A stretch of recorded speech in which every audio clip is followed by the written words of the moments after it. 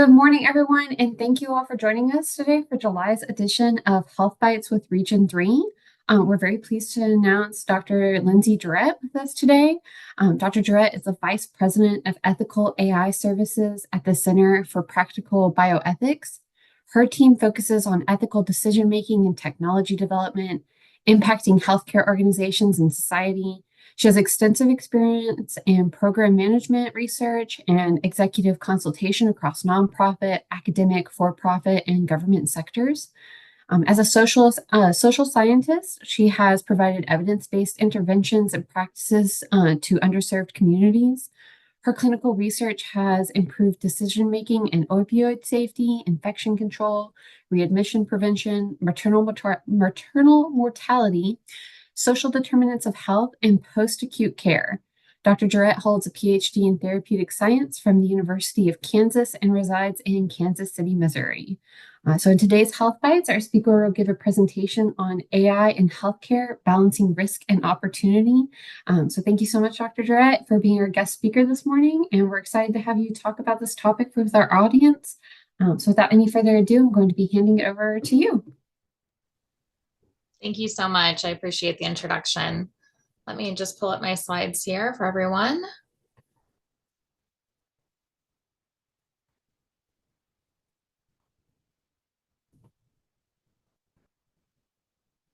All right, I think we're good to go, but please come off mute, one of the organizers, if you can't see my screen, but hopefully we're good to go. Okay, so I just wanted to first say good morning. It's an honor to be with you all this morning. For context, and I think you heard some of it in my bio, I am coming at the evaluation of AI as a social scientist, a previous data scientist, a clinical researcher, and as a patient. And I think I'll also add caregiver onto that because it's such an important context as we think about this in healthcare. Today, I'll be discussing how we can balance the risks and opportunities of AI in healthcare, because both can and should be considered as we work through how advanced technology can shape health and healthcare. So I started this work actually in 2019 when I was still working at a large healthcare IT company. 5 years ago, startups were growing in the space of AI, and large IT companies were keeping a close eye on what they might bring to the table. So we were still thinking about AI. AI is not something new. It's not a new conversation. And so I like to remind folks that this isn't a new problem space, but it is something that we've been working through, and we've seen incredible growth. So now companies are spending billions of dollars to buy even some of these startups that existed then, and a growing body of startups and private and even public companies that are coming forward in this space. And we're investing in AI at a large scale, not only here in the United States, but globally as well. In the healthcare bucket of these private companies shown here on this screen, the number may look like it's decreased, but it's really due to, I think in part, the large companies investing in an in-house development of applications for healthcare.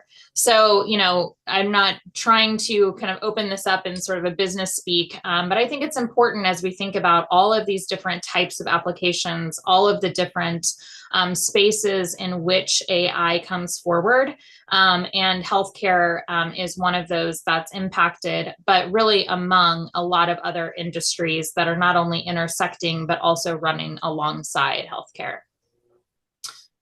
And it's no surprise that AI is making its way into healthcare and has continued to be a part of this space as we move forward, because there's immense opportunity. Healthcare is an industry. It's a growing space for AI, not only from operations to devices, but to genomics, to care prediction.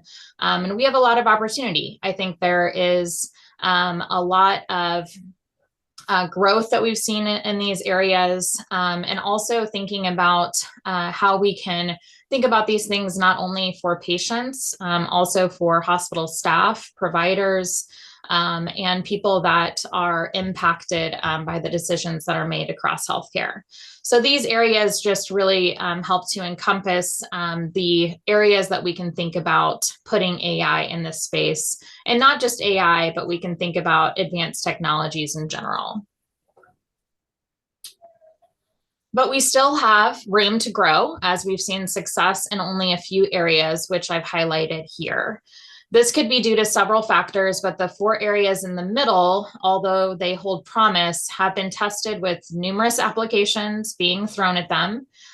They still hold incredible risk if applied incorrectly, which is really why I think we haven't seen incredible success in these 4 areas in the middle.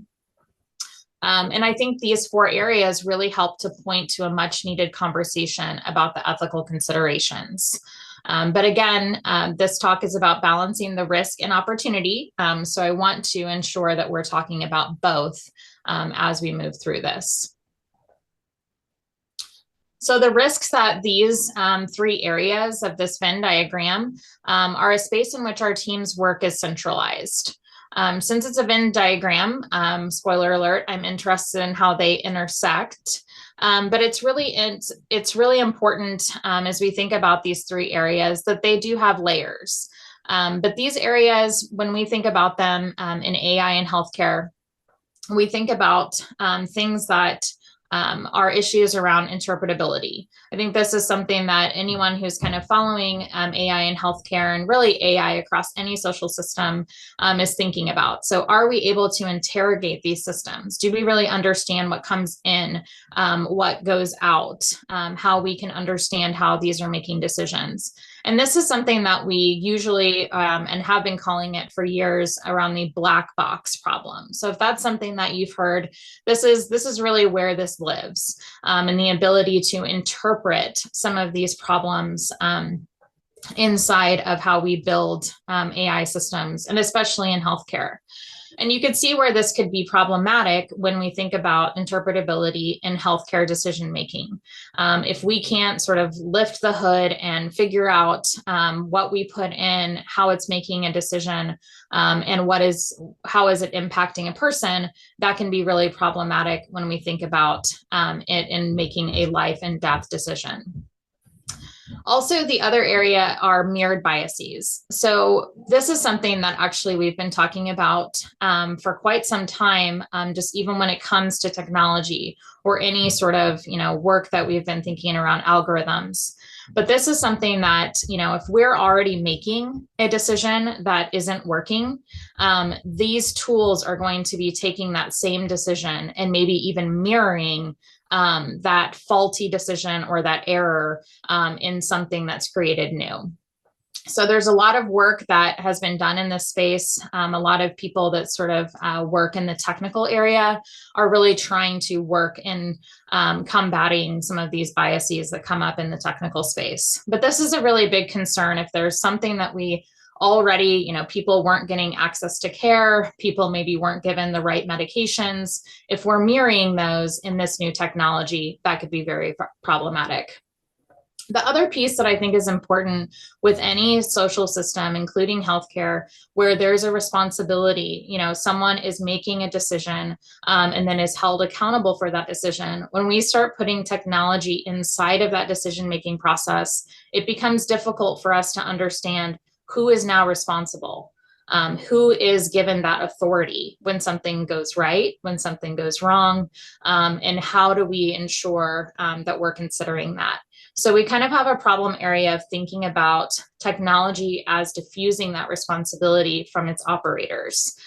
So it's not it wasn't my choice. The computer made that choice for me. So that is an important consideration as we think about this problem space.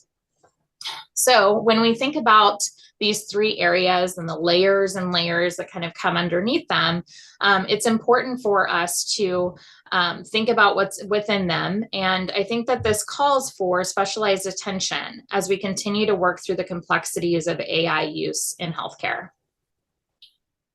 But fortunately, we have points that we can learn from.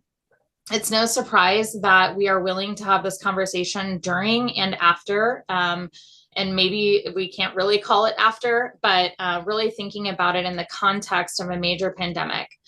There were also other things that kind of happened within sort of that time period especially between 2020 and 2022, some of which we're still working on.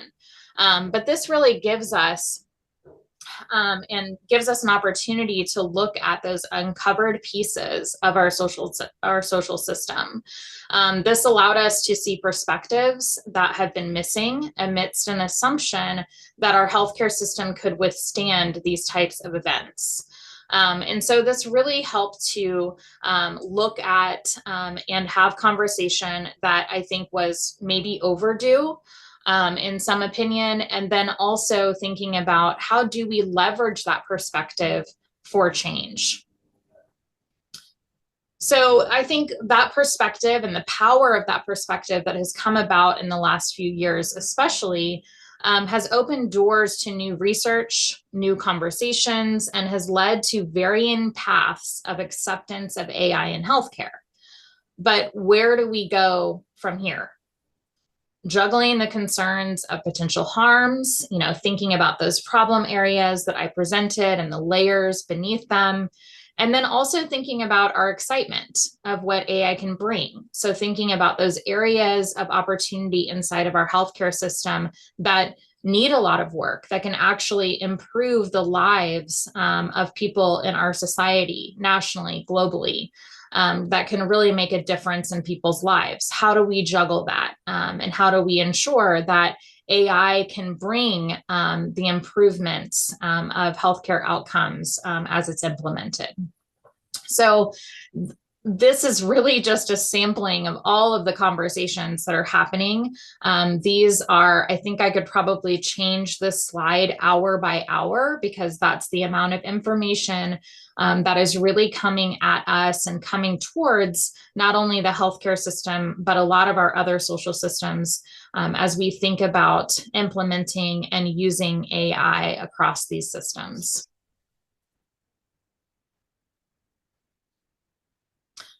So most of the conversation today are really centered around working to connect humans and AI more distinctly. So especially, I think since 2020, we've been trying to unpack how can we use technology? How can we improve our systems, not just from an operational level, but how can we think about them in improving healthcare outcomes? So we need to think about them kind of as a business, as the healthcare system sits, but also as a system in which we are improving lives in health and healthcare. And so as we've thought about this, we have been working to connect, humans and AI in a more distinct way, like I had mentioned.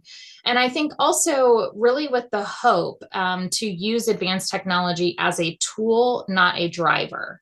So this is actually something that I think has changed, especially in the last 5 years of my work in this area, that I think when we first started thinking about AI and thinking about advanced technology, we thought about it in a space where, okay, can it do something that we cannot do?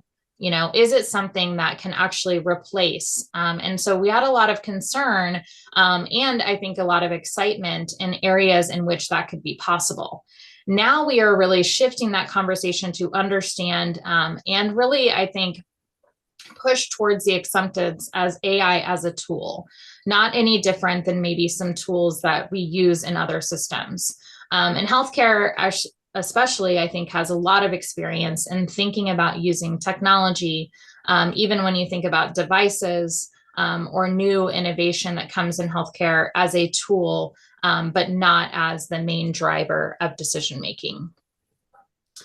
But as we think about this and we think about the idea of AI as a co-pilot, it sort of still begs the question, is it this simple in healthcare? Is it something that we can say, okay, we're going to use this, we're going to bring it in, we're going to use all these different tools, and we're going to successfully use it as a co-pilot and not as a driver? And there's been a lot of discussion about how we sort of distinguish these different systems contextually as we move it forward. So this is something that we've we've been doing quite a bit of work in, and we're not alone in this, but really thinking about what is it that makes healthcare unique. Or is healthcare actually unique in thinking about this problem or moving it forward? And I would argue that healthcare isn't necessarily unique, but it does have very distinct principles that need to be considered when we think about technology. So there's 4 principles that we actually use as a foundation in our work, and others use when we think about how we would consider the use of AI in healthcare, and to ensure that they are connected to principles, and then we can create practical guidelines. So these principles already exist in healthcare. People that work in healthcare are very connected to the obligation to first do no harm, the obligation to do good, to help others, to respect autonomy, and to really respect a person's decision about one's own care. And then also justice, the equitable treatment of individuals and fair distribution of resources. Those are 4 principles that are very ingrained in how healthcare is provided. And so these are important when we start to think about how AI can be used responsibly and ethically as we move these products forward. So then as you start to break these up, I think a common theme here in this presentation is that there are layers upon layers of the problem space, but also as part of the solution. So when we think about these things, we start to sort of break down what are the important practical, pieces that we can start to connect to these principles. And these are pretty common, I think, sort of common speak as we've moved this forward, especially over the last few years. And we think about things like transparency. Can we interrogate it? Can we interpret it? How do we have pieces, how do we understand its evaluation? Fidelity, is it behaving predictably and safely? Privacy, is it keeping data safe and secure? Privacy is actually something we've been working on in technology for decades. Can we ensure that in this space as well as we continue to have new innovation? Accountability, is it responsive to concerns? Fairness, does it provide equitable treatment and outcomes? And inclusion, does it account for diversity? Does it promote participation of users and patients? These pieces can can take and connect to those principles and ensure that we are creating policy, guidelines, and applications as we move AI forward. And one of the other ways that you can kind of think about this is sort of a cycle of understanding. How can we think about these principles? Is that the first step that we need to have the conversation in healthcare? Is that conversation maybe already happening? Do we have ethics committees in place? Do we have pieces that we're already asking these questions? Do we have people in a decision-making process to think about these principles and ensure that they are in practice?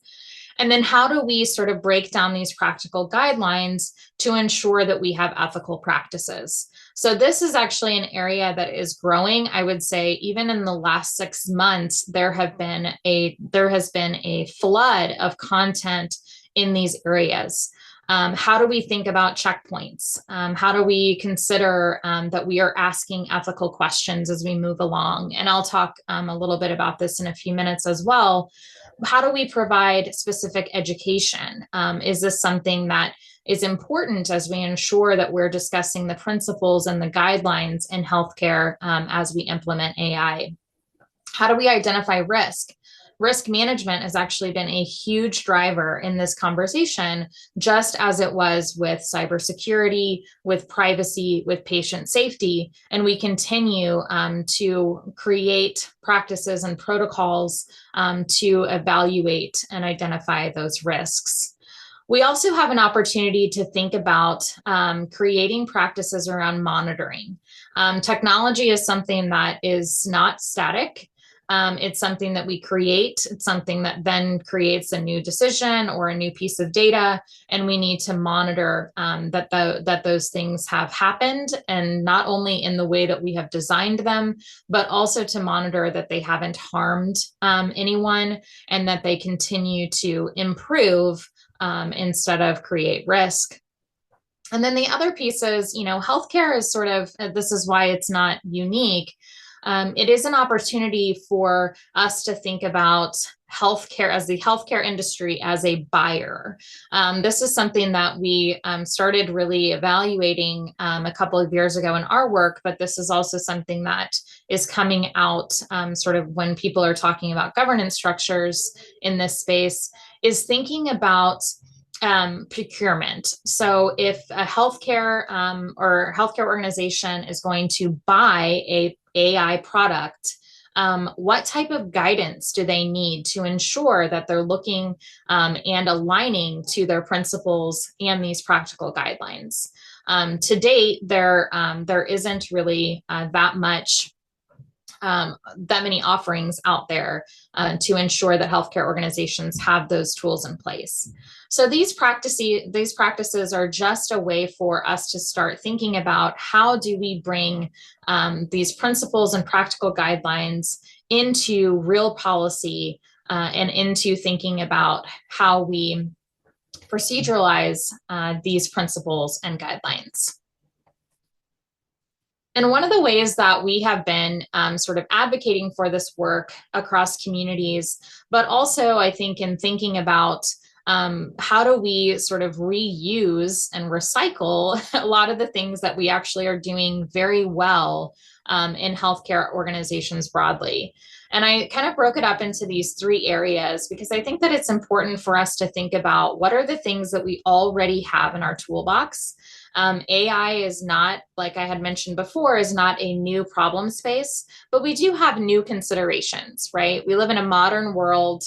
People are very used to using technology in a very specific way. They're making decisions in their own personal lives, professional lives, and also specifically with their healthcare decisions. And so it's important for us to think about how do we adapt to these new points, but then also how do we leverage the things that are in our organization.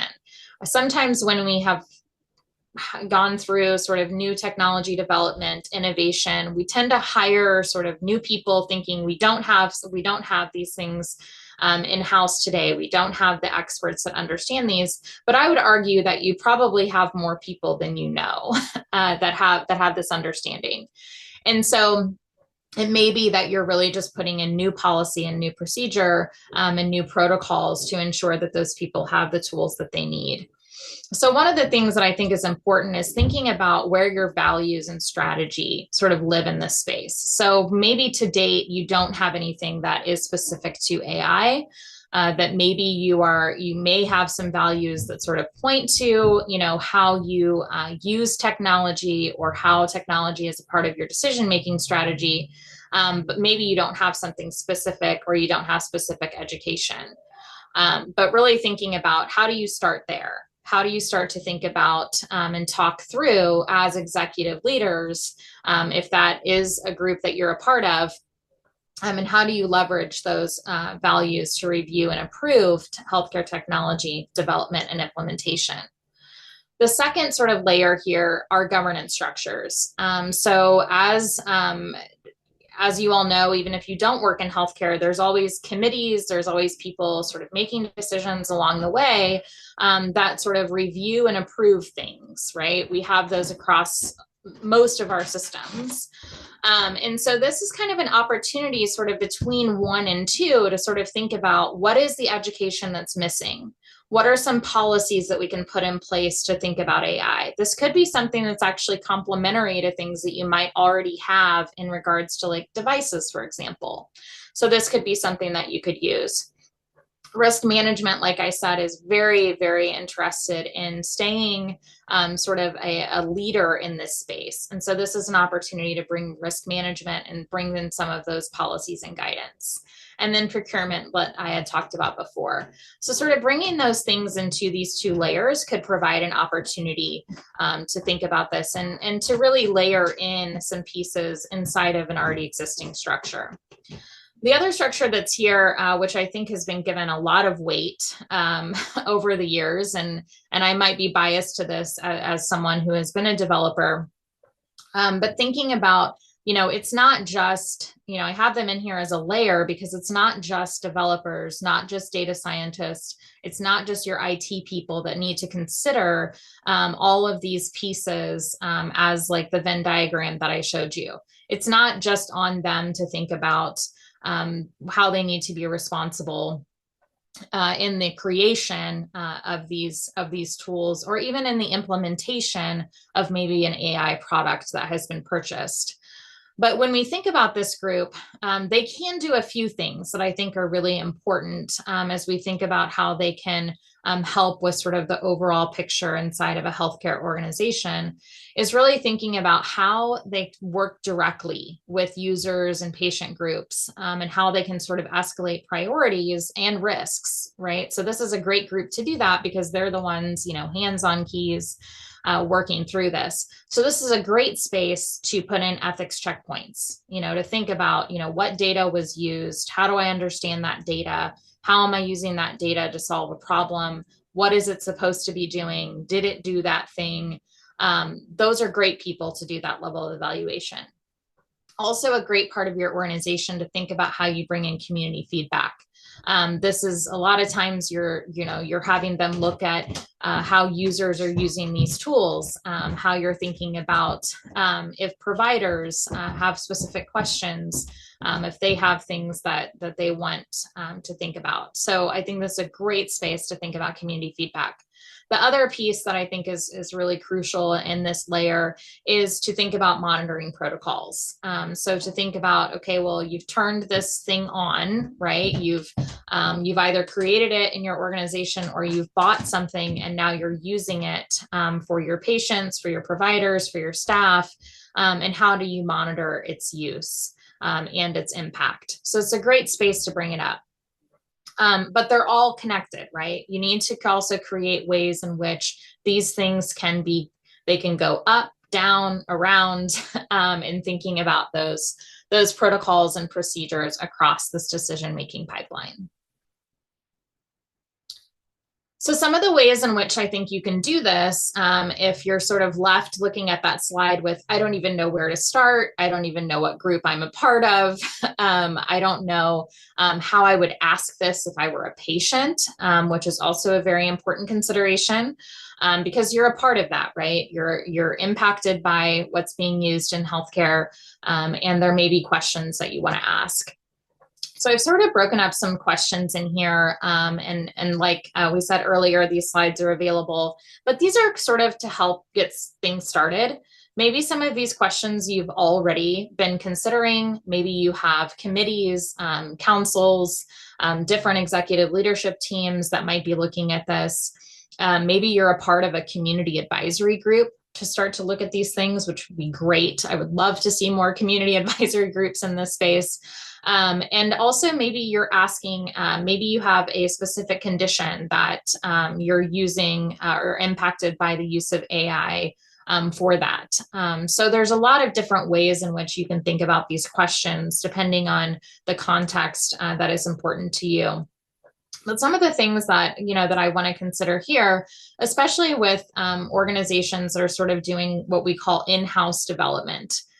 So you might also be purchasing different AI tools because that's how they're sort of packaged, but you also may be doing some in-house things, right?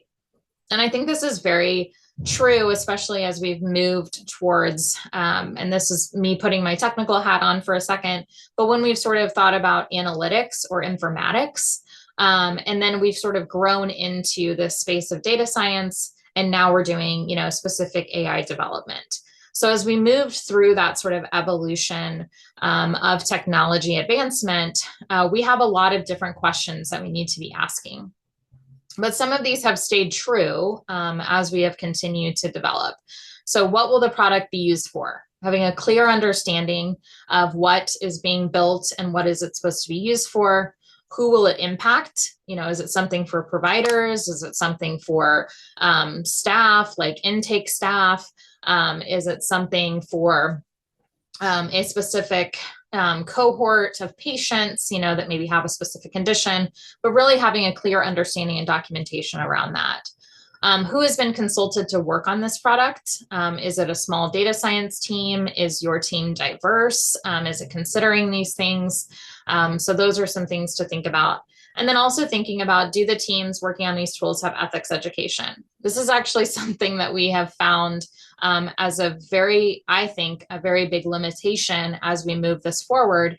But what types of ethics education are we putting in, and how are we growing that as we continue to think about the use of AI in healthcare? The other pieces in here are around procurement, risk management, and value and strategy. And I think for procurement, when we think about the evaluation of the impact of the product on our system, sometimes when, and what we've seen through conversations with healthcare organizations is that there isn't a clear way to sort of evaluate the impact of a product. They'll tell you different things. You might have a cybersecurity checklist, you might have a patient safety checklist, a privacy checklist. You might have those kinds of things available to you. And there are some things that are very open and public in those spaces, but how do we kind of understand and evaluate, the holistic impact of the product on the system? So earlier when I was talking about biases, how do you understand the data that's being used? Is it actually going to help your population that you're trying to use it for? So how do you kind of weave in these questions between the in-house development and procurement to ensure that the products will really be solving for the problem that you're trying to solve? And then also risk management, like I said, is a growing player in here. But I think risk management is just it's a very common space inside of healthcare and across a lot of other systems. But really thinking about who's accountable, what happens, and who's accountable when something goes wrong. Sometimes we just get so excited about something, we don't necessarily go through all the steps to understand what could go wrong. And then also, thinking about your value and strategy holistically. How will you describe AI to your staff, to your patients? This again I think is a space that you can think about even in how you're describing other things that you're using. I think that we've done a lot of work in describing devices and describing how we use different things, how we use the electronic health record data, those types of things. And I think that we can start to think about, how do we create these value statements around AI? How can we create transparency and communication? And I think this area would be good as sort of an umbrella kind of offering here to your patients and to your staff. And then also, how will you make sure it isn't harming people? How do you kind of communicate that? But then how do you understand that at the higher level of your organization? And then who will you have on your teams across the AI lifecycle? This is actually something that I think we don't always consider, but even though I had advocated, and I do advocate for, recycling and reusing some folks that are in your organization, but also ensuring that you're bringing different perspectives and you're also bringing different expertise as you work through AI, because AI is also something, and I think advanced technology in general is something that will impact like every piece of your organization. And it has the potential to do that even if it's not doing that today. So who do you have at the table, and how are you ensuring that there are diverse teams across the AI lifecycle as you continue to develop and implement it?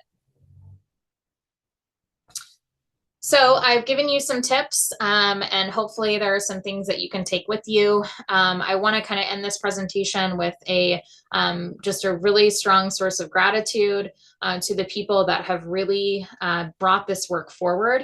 We have an advisory work group council that we work with and have conversations with on an almost a weekly basis all across the country. We also have international representation to ensure that we're really talking about the things that matter and giving tools that really will make a difference in healthcare.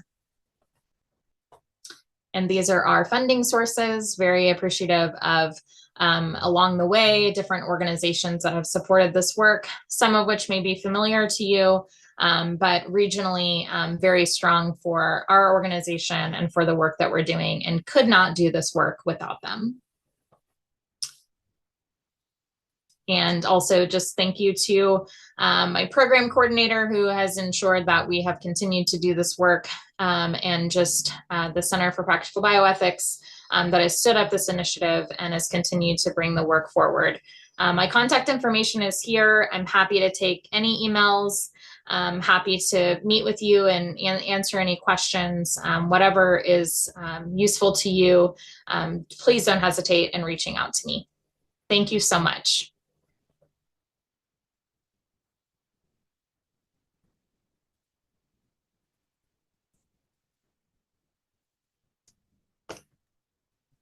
Thank you, Dr. Jarrett. That was a wonderful presentation. I always love learning more about AI, especially in a healthcare setting. So thank you so much for that. And go ahead and open it up to questions. Again, you can put those in the, if you can put those in the Q&A box. Sometimes it's a little bit easier to catch them in the Q&A.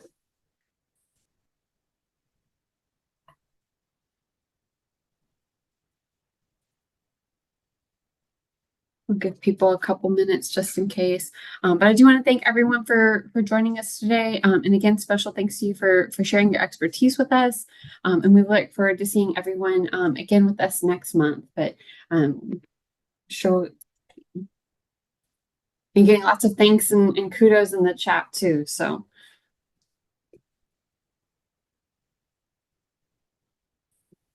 there was a question by Lauren Peter. She asks, how do you suggest those of us in non-operational roles introduce the idea of review panels? Mm-hmm. Yeah. And maybe I might have a clarification on like non-operational. I would guess maybe like maybe like not a decision maker. I would assume maybe that's where that, okay. I think I got a yes. Yeah, so I think that that's a great question. And I've actually, I've had a few people kind of ask me that through some presentations. And I think that it sort of depends on where are your entry points for that. But I think one of the things that I would encourage you, and this may be contextual to your organization and may not be a direct path, but if there is an opportunity for you to sit on different governance committees, even there are, DEI or DEIJ that have been kind of growing, and that might be a good way for you to sit on there. I also think if it's you just sort of posing the question of, do we have review committees? What do those look like? I don't know how accessible like an executive leadership team is to you, or if there is a leader in your space that you can help sort of be your champion to that conversation. I think that there are paths. It's hard to determine how far away you feel to those, but I do think that we are advisory research compliance. Okay. Sorry, just trying to track the conversation. Yeah, so I think that for research compliance, if there is like a chief research officer, or even like an informatics officer, that might be a good person to start with, and maybe have a conversation with that person, who I think might then have a connector. But also, like, maybe you and I can do a deep dive. So please reach out to me and maybe I can give you better contextual advice. We also had another question come in, and I'm curious about this one as well, is what advice do you have for small healthcare companies trying to implement AI guidelines? Yeah. This is great. So I actually just was working with someone from a small healthcare organization here in Kansas City, but on the Kansas City, Kansas side. And they were very interested in thinking about this too. So one of the things that they did is they sort of started out in that like value statement space. And started thinking about where are the areas that we can use AI to improve either the experience of our patients and staff, because that's also, I think, important because people are using AI to do that. But then also how can we use it to improve health outcomes? And from that sort of exercise that they did, it was sort of important for them to think about, so we're just going to we're going to pilot 2 different types of AI tools. One was like very specific to scribing, or something that was actually really cumbersome, scribing visits and things like that, as providers know, is very cumbersome task. And so that's something that they decided to do and pilot, and they're piloting with a specific company. And so there's those kinds of things I think that you can take in small doses, and you can pick specific sort of areas that you want to focus on and start to try on these technologies. I think that's probably my initial advice, is to sort of think about that sort of umbrella of like what AI services will match the value and strategy of our organization, and then how can we try them on, especially in low risk spaces. Awesome. Thank you for that advice. Yeah. So another question we had come in asks, we got that one. Sorry. Another question is, we've just purchased our first AI clinical POC tool. Any suggestions for how we should survey users or gather information along the way to see how they're using it, if they are running into concerns, etc.? Yeah. So I think there's a couple of things in there. I think with any sort of point of care tool, I'm assuming that's what the POC stood for. But I think with point of care tools, I think there's a couple of different ways. So if you have sort of an analytics arm or informaticist arm or data scientists or any of those folks in your organization, or in your team, I think one of the things is like actually looking at some of that hard data of like clicks and turnaround times and those kinds of things to see if that improves, depending on what the thing is trying to solve.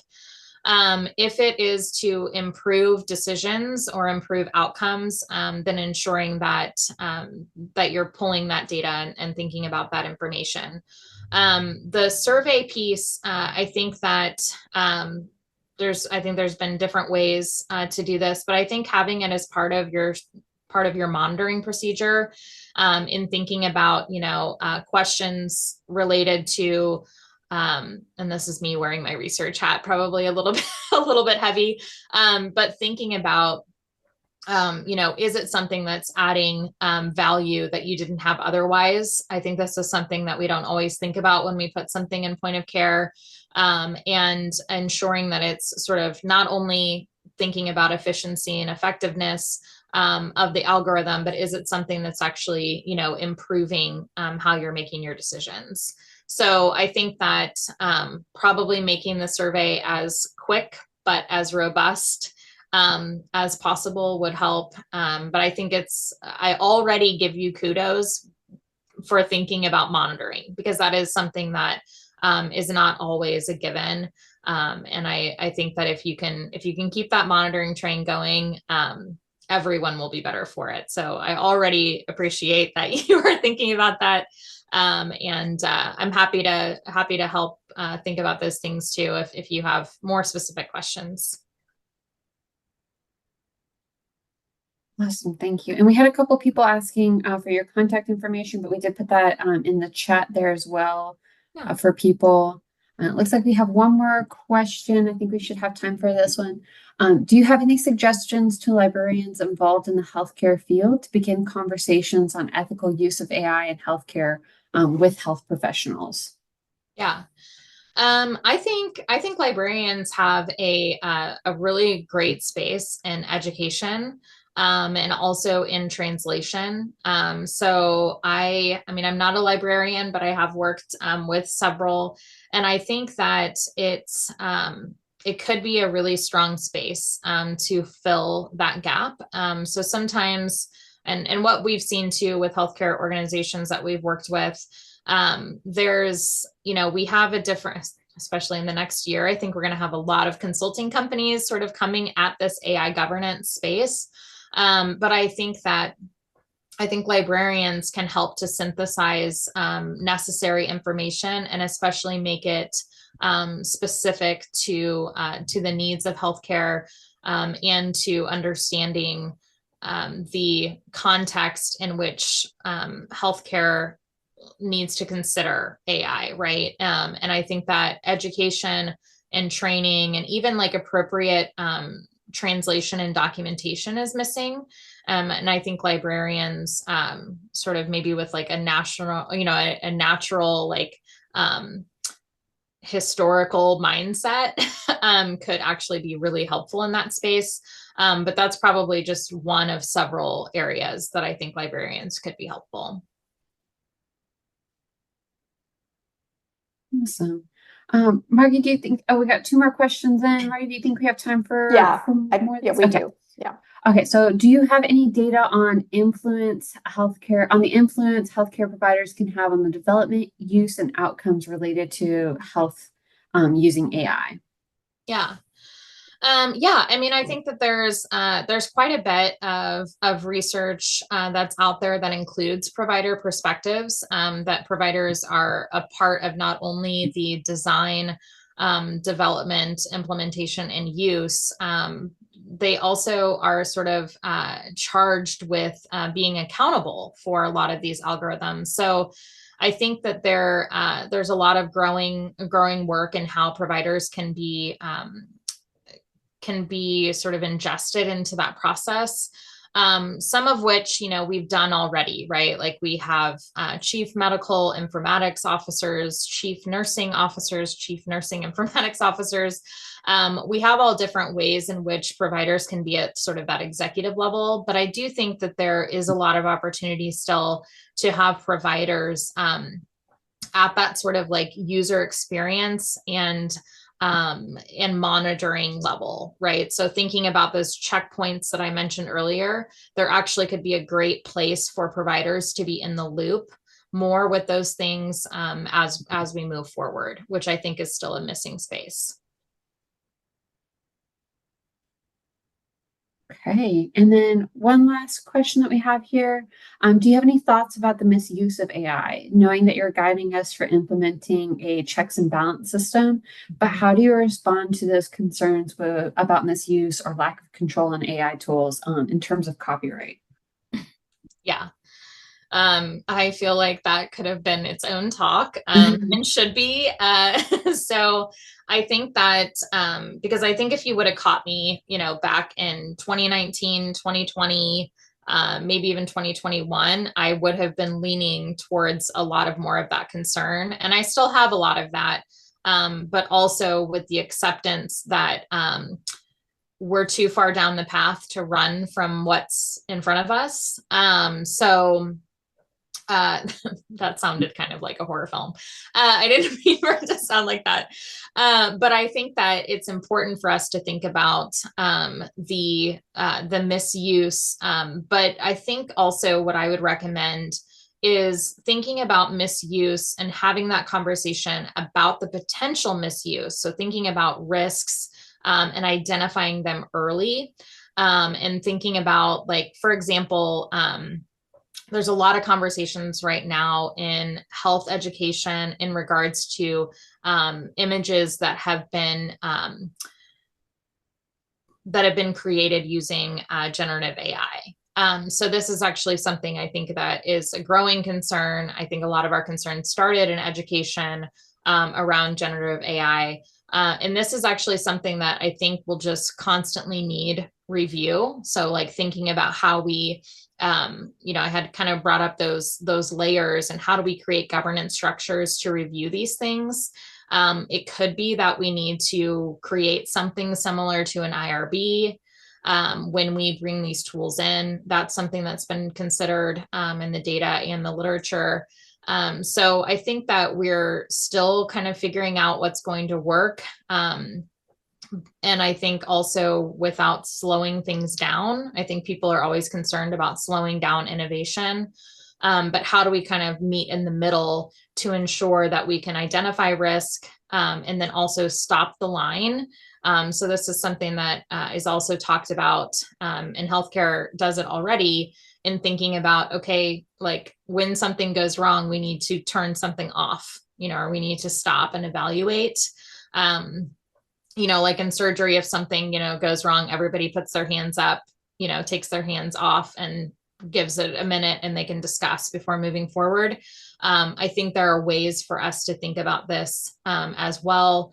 But I also think that unfortunately we're in like a tricky space of how these AI tools are being brought in at a rapid rate, rapid being underscored. But I think it's a great question. I think that it's something that we could build in across the life cycle of AI design, development, and use, and something that I hope that we continue to move forward with. It was a very long answer to maybe saying I don't know what the solution is, but I hope that we can move forward with it. It was a great question. Awesome. Wonderful. I think you answered that very well. I wasn't the one that asked it, but I think you answered that really well on the other questions. You brought up a lot of great points to consider and a lot of things to just absorb and food for thought. So thank you for that. And again, thank you everyone for joining us today, and special thanks again to you, Dr. Jarrett, for sharing your expertise with us. We look forward to seeing everyone next month. Thanks for watching. This video was produced by the network of the National Library of Medicine. Select the circular channel icon to subscribe to our channel, or select a video thumbnail to watch another video from the channel.